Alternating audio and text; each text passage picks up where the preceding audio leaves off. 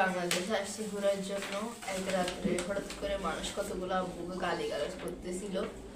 সাতকানিয়ায় Oman প্রবাসী দারুল ইসলাম পরিবারের উপর হামলার প্রতিবাদে সংবাদ সম্মেলন করেছে ভুক্তভোগী পরিবার।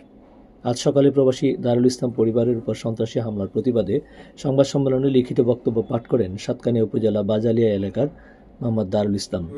সাংবাদিক বন্ধু, আমি ওমান প্রবাসী দারুল ইসলাম। আমি গত 18 তারিখে বাংলাদেশে আসি। আসার পরে 22 তারিখে আমাকে তৈয়ব নামের এক স্থানীয় সন্ত্রাসী আমাকে ফেসবুকে মেসেঞ্জারে ফোন দিয়ে আমাকে হুমকি দেয় এবং ফেসবুক আমার নামে বিভিন্ন ভুয়া তথ্য শেয়ার করে। আমি তাৎক্ষণিক স্থানীয় থানা সাতকানিয়া থানা এবং স্থানীয় আর্মি ব্যাংকে লিখিত অভিযোগ দায়ের করি। এর প্রেক্ষিতে গত 25 তারিখ রাত্রে স্থানীয় সন্ত্রাসী নিয়ে আমার পরিবারের উপর হামলা চালায়। আমি আমার বাসায় ঢুকে হামলা চালাই। বর্তমানে আমাদের চিফ যিনি আছেন আমার হচ্ছে আমরা প্রবাসী, আমি এর উপযুক্ত বিচার চাই প্রশাসন এবং আমাদের চিফের কাছে। বর্তমান চিফ যিনি আমাদের ডক্টর ইউনূস সাহেব, আমি ওনার কাছে সরাসরি আবেদন করবো। আমি একজন প্রবাসী হিসাবে, আমি একজন